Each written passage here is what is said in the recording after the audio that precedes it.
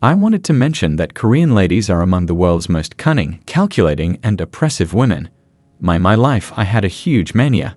And when I was a self-described hippie in high school, I dated a girl who was approximately 2 levels above me. She was personable, gifted, and gorgeous. I was so inebriated from the beginning of our relationship that I returned home after our first kiss and shot a selfie video about how I was in heaven and couldn't believe I had kissed an angel. I then played her the movie the next morning. I can picture the joy and salivation she experienced, knowing that my heart was on a platter for her to devour for the next 2 years. I recently got into a relationship with a Korean woman. She was cute, maintained her earthiness, poofy, and seemed unmaterialistic, which boosted my ego.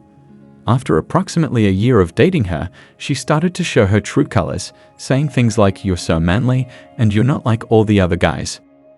She gradually began to do things like never answering the phone and calling you back a short while later, as opposed to overindulging in alcohol at 3 times a week, late-night necessary workplace gatherings. She also started to receive amorous Facebook messages from her male employees.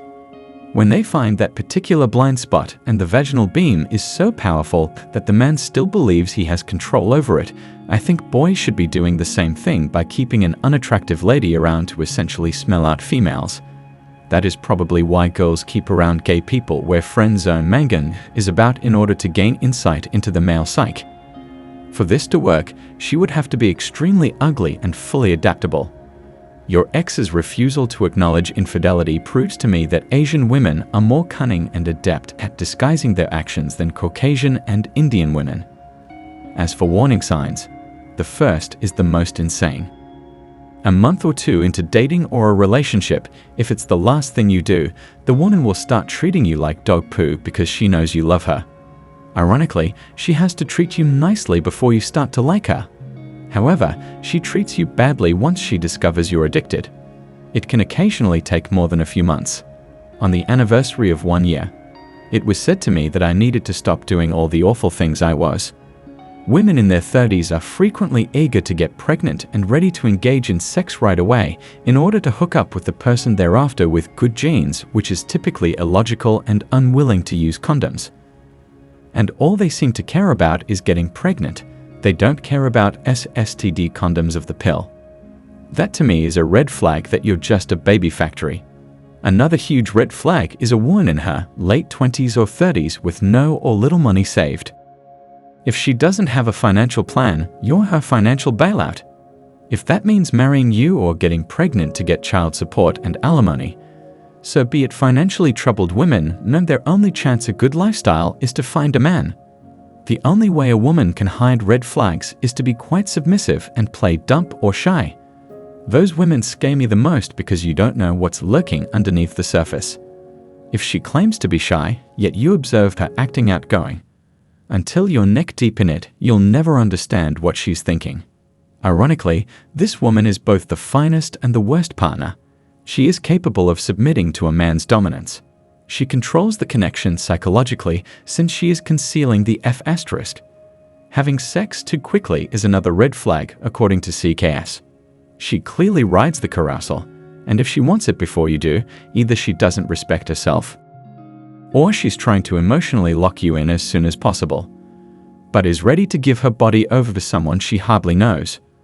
The ride is brief, and there is frequently a line of men waiting to board the ride behind you. There are so many warning signs that I could give them to you all day. However, the more dates you go on, the more of these warning signs you'll notice in the future until you begin to believe that all women are dishonest and deceitful. That all employed the same methods, but before getting married, men and women dated a small number of people. So, like most males, I knew nothing about the nature of women.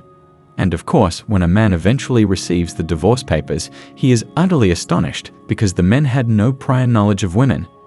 Either you can love women or you can comprehend them. You are unable to include the other 2 warning signs if she never calls as expected. You would be the one that constantly called her. Talking to an ex-boyfriend typically indicates that she wants to rekindle their relationship, and all you're doing is keeping the chair warm. Like those Oscars attendees who fill the seats when a celebrity needs to go potty.